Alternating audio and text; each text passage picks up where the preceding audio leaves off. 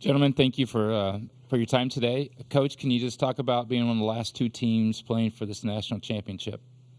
Yeah, we're fortunate. You obviously got to get some breaks along the way, and then the old cliche, you got to make your own breaks too. So whatever combination it's been, we'll take it. I know one ingredient combination, whatever you want to call it, has been our fan base has been phenomenal. So looking forward to seeing those folks here. I know some of them we can help with tickets, and then others are paying grossly high prices, but I guess that's kind of the deal here. Again, fortunate to even have the opportunity to be here. And then as far as where we're at, I think we talked as a group before the season, and there were a few things we wanted to accomplish, but one thing in the back of my mind was I like this group enough. I'd like to be around them as long as possible. Maybe there's a cutoff point somewhere, but we've kind of reached that as it relates to getting as much hangout time as possible with this group. Great, thank you. Well, questions now for the players. First one's right here. Kirby, I'm curious. What was it like facing Tennessee and y'all's lineup back in the fall? No, it was definitely hard. You got a lot of guys 1 through 9, and then you got all the guys that that helped them get to where they're at right now. But no, it was tricky. You can't throw them anything because they can leave the yard whenever they want. So you're trying to help yourself out in the fall because you want to be able to throw in the spring. Howard Borden, KOBM Omaha coach, and Kirby and Kavares, congratulations to you in Tennessee for reaching the championship series. A quick question for Kirby and Kavares. It's kind of a two-part thing. Just the camaraderie of your ball club from fall ball to this point, maybe you could comment on that. And then just as student athletes and fans of the game, what do you like about A&M and their style of play as far as competing for the championship? And again, best of luck to you. As far as it goes with our team camaraderie, I think that started in the summer, which is something that was really big for us players returning. And we all talked to each other whenever we first came back from summer ball or just, a small break. And we decided that, we wanted to start hanging out with each other a lot earlier and kind of get that process going. And so whenever the season comes around, we're all moving together in one direction. Yeah, I think alongside with that from KT is, this group wanted to be together. We wanted to hang out, off the field, on the field, no matter where it was. We just always wanted to be together. And, it's shown all the way up until now. We got guys, going out to eat, doing everything they can to be with each other. And, as far as your one question, I think this is a SEC series that did not happen during the regular season, obviously. But I don't mean to speak for anybody else. Both sides are probably pretty happy it's at a neutral site.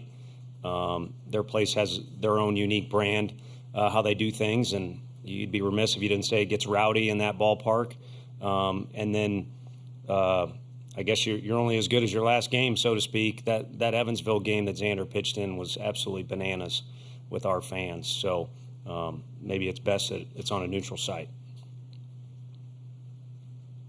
Questions for players? Right there. Wilson Moore from the Omaha World Herald. Kavares, being part of this lineup with 20 home run hitters, just 520 home run hitters, just how does that make your job easier? How does that help having that much depth in the lineup for you? I don't know if I would say it makes it easier because I think we're all competitive, and so if Dylan Dreiling, for example, hits a home run, then I'm kind of looking at him like, hey, you know what? I think I want to hit one too. Why don't you just have a good at bat? I was getting there. Okay. But whenever I actually get up to the plate, then I'm just thinking about having a quality at bat. His answers are a little more reserved than his little brother's. And he doesn't, I probably shouldn't say this till his time is done with us, but one of the main reasons we kind of stayed hot on the trail of KT was how likable his little brother was. He was much, younger then, but great family. So he did a good job in that interview. I don't watch much of that stuff, but I did watch that one. Question right here. KT, you talked about it being a point of emphasis in the summer to build that camaraderie. Why was that important to this team? Why did y'all feel like y'all needed to do that? Because in my personal opinion, I think team chemistry is something that outside of, just natural abilities, I think that plays a huge role in, how a team plays on the field. And I think the closer we got throughout the fall and throughout the season, I think it made it a lot easier for the freshmen to kind of make their adjustment a little quicker and kind of get a feel for what goes on and, how we approach every day at the field. Next question, 22. Ben Peck, NBC College Station. Kirby, when you look at Texas A&M and how they take their at-bats, obviously they draw a lot of walks and get into a lot of deep counts. Just what makes it difficult from a pitching standpoint from what you've been able to see for pitchers to just put guys away and for them to be able to extend it and, cause some trouble for people? Yeah, they have a lot of competitive at bats. You mentioned a lot of walks, a lot of long at bats, but I think our main thing is we're going to do what we do. We're going to throw strikes and pound the zone. So like Coach A taught us, and we're going to go out there and let our defense play behind us. Ellie Williamson from the Players Lounge. This is for everybody, but 1951 baseball team. The last time the Vols were in the finals of the College World Series, they had Robert General Nealand throw the first pitch. If y'all had the choice or the ability to choose, who would you have throw the first pitch out? That's a tough one. I don't like committing to stuff, but right off the bat, it'd be pretty cool to have Rod Delmonico back in the mix. He's been a big help to us, but really the players that played for him, including one that's here now and Chris Burke, have just guided us because each place is unique. Texas A&M is different than Tennessee. There's different ways to do it. There's different ingredients. And a lot of the players from those eras have been great to us as far as just letting us know what works, what doesn't. And they've been supporting us through thick and thin. And I'm glad that they get to watch our guys compete in a situation that they are in this weekend. Who you got? You got it. I'll just say Chris Burke. I'll go Todd Helton.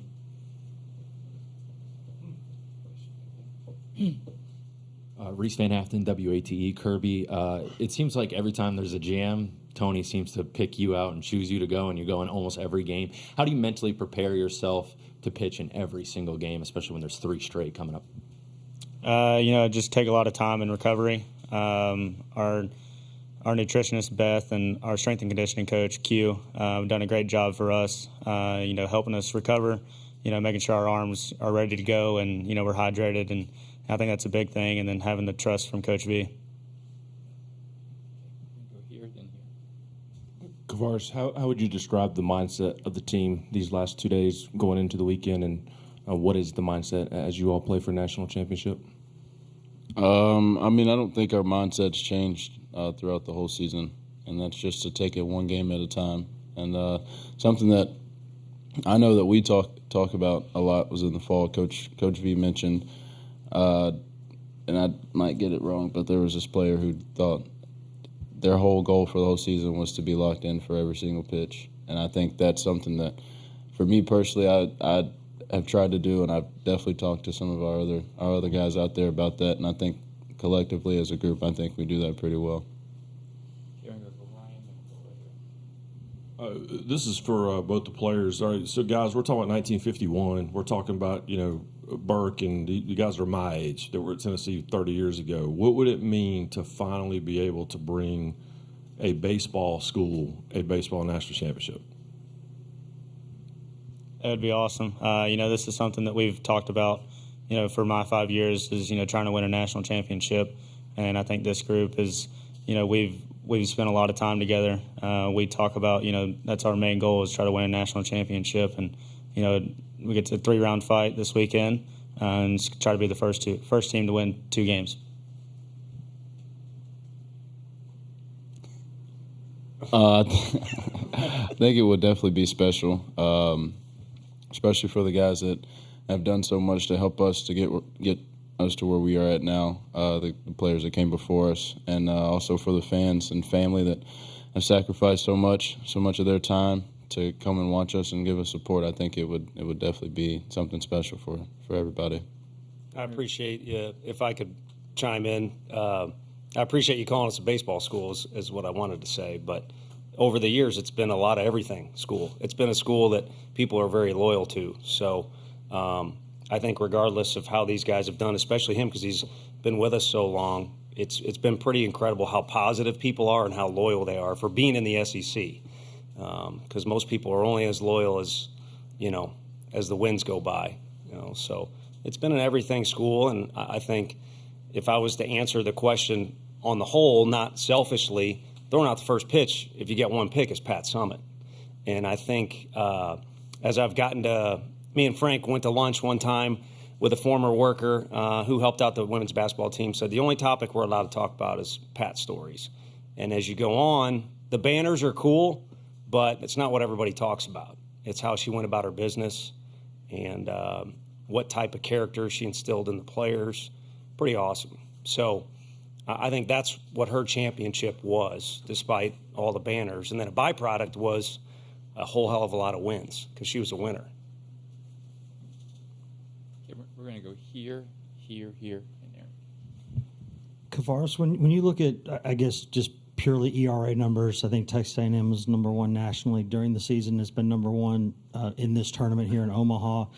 When you look at that staff and when you studied them, is it stuff? Is it the way they're competing? What have you seen from those guys? I will just say they're competitors. They're playing the national championship, and they're also playing in the SEC. So, I don't think they just got there by luck. I think they're really good competitors.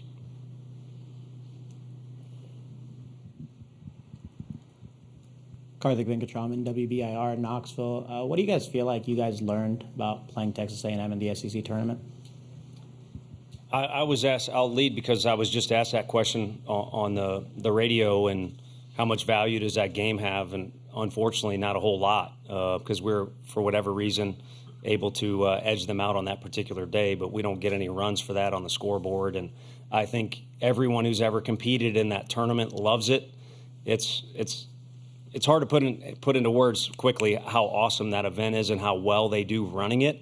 But again, every SEC coach and player knows there's a different vibe to each day, and how you approach that tournament is unique for each team. So to recall on that game, maybe you look at some matchups that occurred or something like that. I don't think it carries a lot of weight.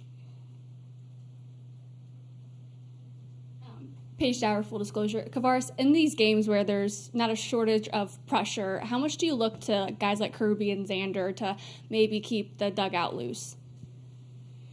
I think at this point, I think it's just something that is just a given that's going to happen. I think all season, every game that I can remember, at least, our dugout has been how they always are, just acting a little bit crazy, and I think Kirby plays a good part in that. So does Xander. Eric Olson with the Associated Press. Kirby, you being the gray beard of the group. Out of us three? I like that. Yeah.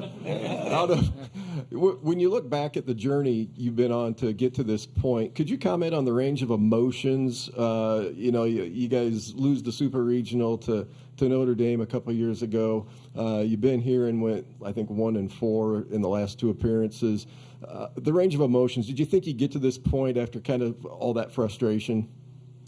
No, it's been a lot of ups and downs. Really good seasons, some rough seasons, and then, finally pulling out last year, getting to where we were. No, it's definitely been a lot. The past 5 years has just been truly amazing.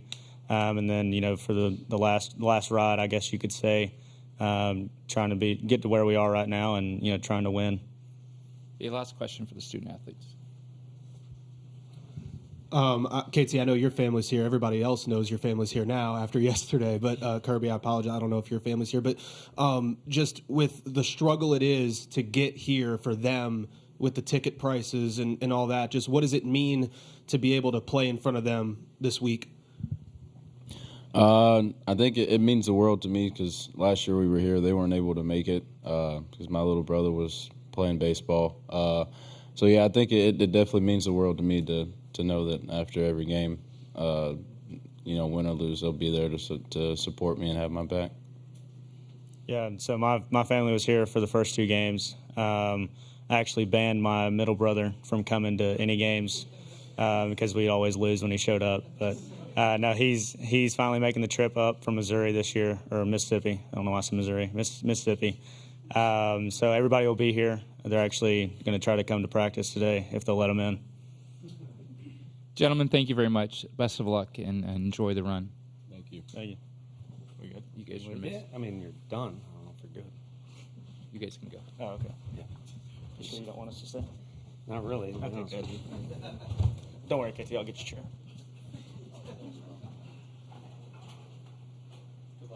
Thanks. Hey, we'll open up. We'll go Eric here, the first 2 questions, and we'll go over here with Coach. Tony, how do you?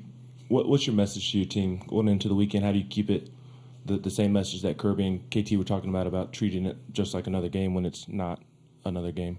Yeah, my first response would be, hopefully I wasn't chiming in too much there. I thought we were all going together style today. And then the other thing, we were talking about families. I'm way out of my lane with this, but I think one thing that would be cool with an extended trip like this, I'm not in the conversations. I don't like, well, there's benefits and negatives to NIL, but I think it would be cool if there was some sort of system where, families, if in March Madness, there's 3 weekends in a row, your team is advancing, Zakai's family or whoever example, there'd be some sort of system where it's fair and across the board, because there's a lot of money being made, I would assume, based off, I'm going to have to buy some tickets for folks. And then as far as the weekend goes, it's kind of cool that we worked out to where we played a midweek game. I mean, A&M has the same situation.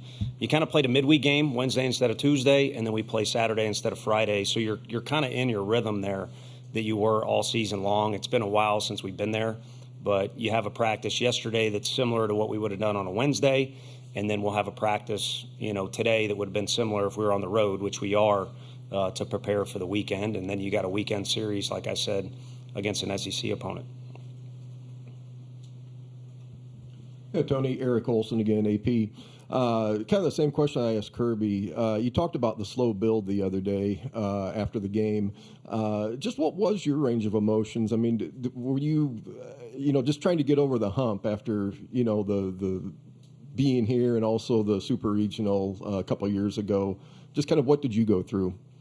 On the whole, as far as, being here from the start, is that what you mean? Yeah, I mean, just kind of the obstacles that maybe you didn't clear and now you have. Yeah, no, that makes sense. I think, again, it was kind of my tangent about Coach Summit, I think applies certainly to what she had going on, and by no means would I ever compare myself to that at all. But what it is for me is like after last year and the year prior and then the buildup of the program, kind of one of the things we did talk about in that meeting where we had a dry erase board behind us and wrote down things we'd like to accomplish. One of my personal things was just to get excited about coming to work every day. And in tough situations like we were in at Florida State, feel really, really good about the group that you're with, that you can overcome anything. And if you happen to not overcome it or the game ends and the scoreboard doesn't work out in your favor, you can kind of look around the group and feel good. Everybody had each other's back. Everybody showed up and played for the group before themselves. And I kind of even alluded to that in here. Going into that first game, we had a little more time than we thought we would in one of the smaller locker rooms. So it's tight.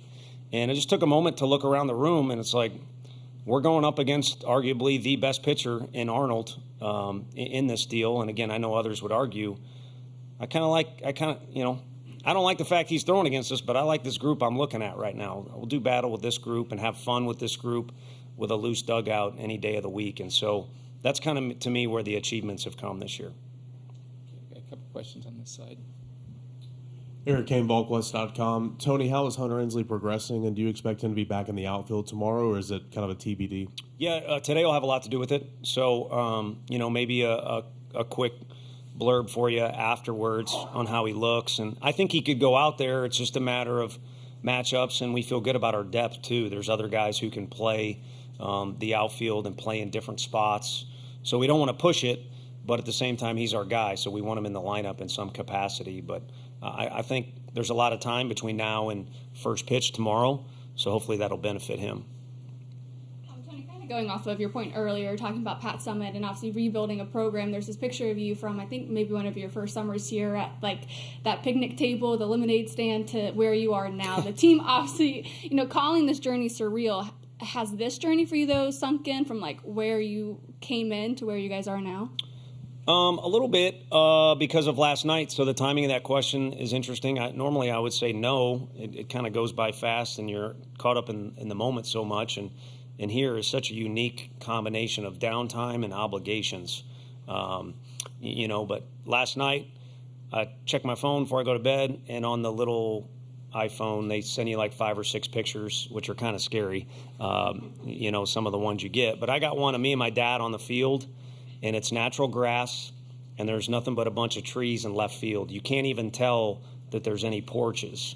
And so I sent it to our video coordinator, Coach McCann, and we had a back and forth about all the things in year one that were there that are not there now. So, again, the timing is pretty interesting and took a moment to do that.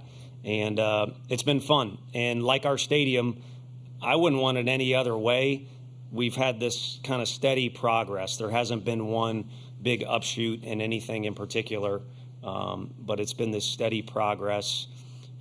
Maybe maturing a little bit to where you don't do lemonade stands, and we have more fans to where you don't have to do lemonade stands. So, yeah, it's fun to make progress, and as they say, the journey is kind of what it's about. It's been a fun journey in particular this year.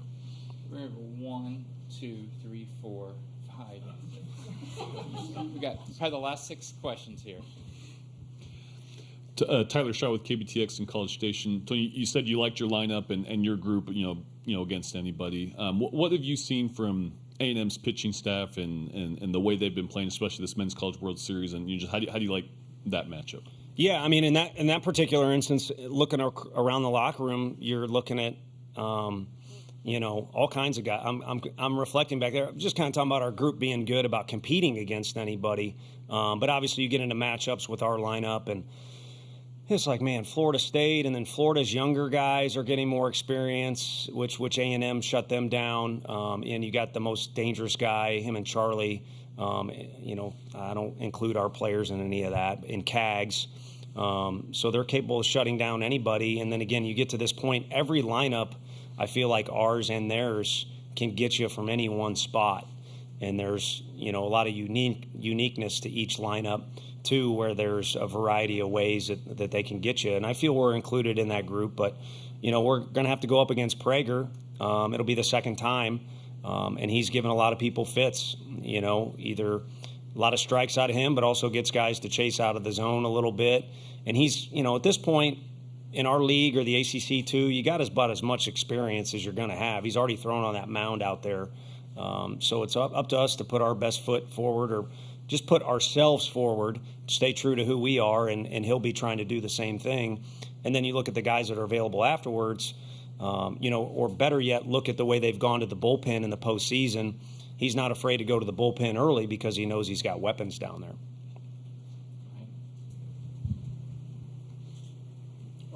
I had one. Coincidence. Actually, do you mind? Yeah, go ahead. Okay.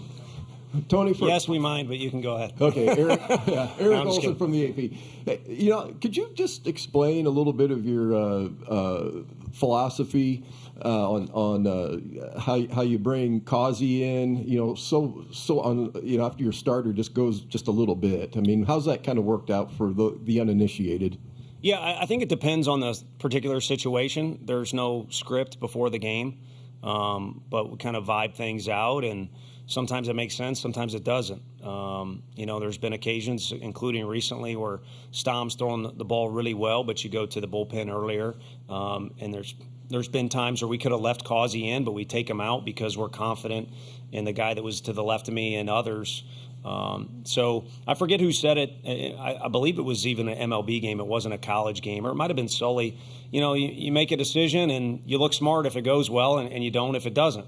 But I reflect on some of the ways we've used guys. Sometimes you look back and like, that was not the right move, but it worked out. And then there's other times where, I'm second guessing myself or go over things with Frank, and he's like, that's 100% the right move. It just didn't go that way. So, we'll go with our gut, and we'll go with a group of guys, like I said, in that locker room that we feel good about regardless of how the result goes, as long as we stay true to who we are. Tony, I think you as a coach and this program has been known for its emotion over the years, sometimes good, sometimes bad. How do you manage that? How have you evolved about managing that in that dugout, particularly in the biggest game they'll ever play in? Sure.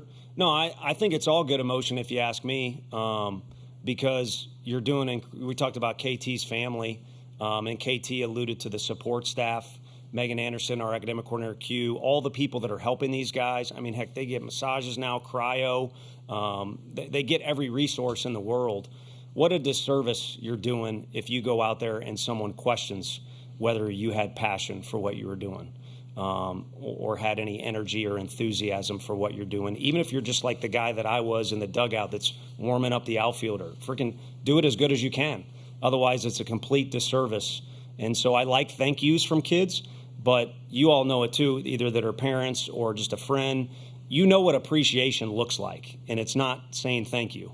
And so I think that's the best way to show appreciation, and I've tried to practice what I preach. And so in that dugout, sometimes we've executed that passion better than not, kind of what you're alluding to. But I think in this particular year, our guys have had a good little sense of what 9 innings is all about and how to navigate those waters. And you can throw pregame in that and even postgame in the middle of these series that we've had to play. So for now, I keep kind of saying our guys need to stay true to who they are or be who they are. That's all we want. We talked about it because last time, a couple times we've been here, you look around the stadium and next thing you know, the game started and you're not the group that you were that got here. You plan on using the same pitching plan you all have used most of the year, and how much confidence is there in the way that's worked out? Are you a spy for Texas A&M? Like, we can't. No. Yeah, we don't have anything, different. I guess Wednesday, Xander would make the joke that he pitched the midweek game like he did the other day. But we'll kind of take it one game at a time, literally, with our guys with standing beam. So we're right back to where we started the year. We wanted to play against Texas Tech, a great program, and throw everything in the kitchen sink at them. But we also knew Drew Beam was our guy that's provided some consistency and experience. So we wanted him to throw game 2 and do his thing, and we would work around that. So in a way, we're right back to where we started and don't really see a need to do anything uniquely different other than, again, just kind of go with what our gut is for that present inning to put ourselves in a decent position. Now batting on deck in the hole. Jacob Richmond, Lone Star Live. Coach, could you talk a little bit about your time at TCU working under Coach Schloss and maybe if there's anything that kind of stuck with you that got you here to this point today? Another thing, that timing is good because this morning I was talking at breakfast. Randy Mazey, whose West Virginia team went on a phenomenal run this year, retires. Baseball got worse without him around, but he'll still be around, and he's way over opinionated, so he'll always have opinions. But yeah, in Fort Worth, we shared an office, and Coach Schlossnagle was down the hall, and me and Mays shared an office. His back of his chair was right here, and the different projects and ideas and things he had were they helped me along the way. It was a good education, and then also some of the stuff he did was incredibly dumb. He tried to teach himself to be a stockbroker and things like that. So it was interesting. And then the other thing I can speak to is this common theme I've been throwing out about stay true to your roots. Went from Missouri, which there was a lot of success thanks to guys like Max, and Coach Jay was very good to me, but it was time to, first of all, it was nice to get south of the Mason-Dixon line.